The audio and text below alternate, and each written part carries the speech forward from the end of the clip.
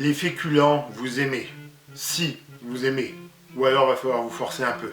Bon, quand je parle de féculents, évidemment, on pense tout de suite aux pâtes, qui sont des féculents transformés. C'est de la farine avec de l'eau et souvent des œufs. Mais les patates, les lentilles, les pois, les céréales, la banane aussi, ce sont tous des féculents. Avant, on parlait des féculents comme étant des sucres lents. C'est une appellation qu'on n'utilise plus vraiment maintenant apparemment. On parle aujourd'hui de glucides complexes parce qu'il y a différents types d'amidon. Et selon le type d'amidon que vous avez dans le féculent, vous pouvez avoir un indice glycémique élevé ou un indice glycémique modéré. Donc ça, on en reparlera un jour de l'indice glycémique. Je vous ai dit qu'on rentrerait dans ce genre de détails beaucoup plus tard. Mais évidemment, un indice élevé glycémie, vous dites « Ah, ça doit pas être bon ». L'indice glycémique élevé, on va essayer d'éviter, et le modéré, on va en manger avec modération.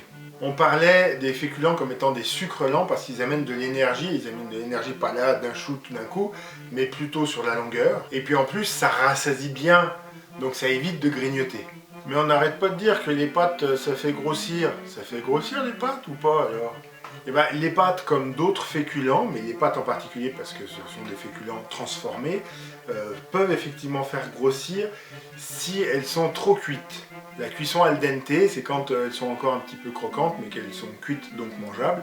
Si vous les faites cuire trop longtemps et que ça devient un peu bouilli, que ça colle, ça va faire du sucre direct. Et si vous mettez de la crème et des lardons pour donner du goût aux pâtes, vous imaginez bien que ce ne sont pas les pâtes qui vous font grossir, mais ce que vous avez mis autour.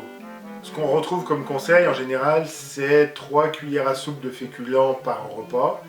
Vous vous souvenez, le principe de la portion par rapport à la main, vous avez une poignée pour la casserole, 2 poignées pour vous. Et vous pouvez vous astreindre à consommer un féculent différent chaque jour. Ou parfois en ajouter, en cuisiner plusieurs en même temps. Le millet, le boulgour, l'épeautre, le quinoa, ce sont des féculents. Et il y en a certains dont je vous reparlerai plus tard parce qu'ils sont vraiment intéressants. Pour le reste, vous connaissez le principe, vous likez, vous vous abonnez, vous activez les notifications, vous partagez, et puis vous commentez, et vous revenez demain.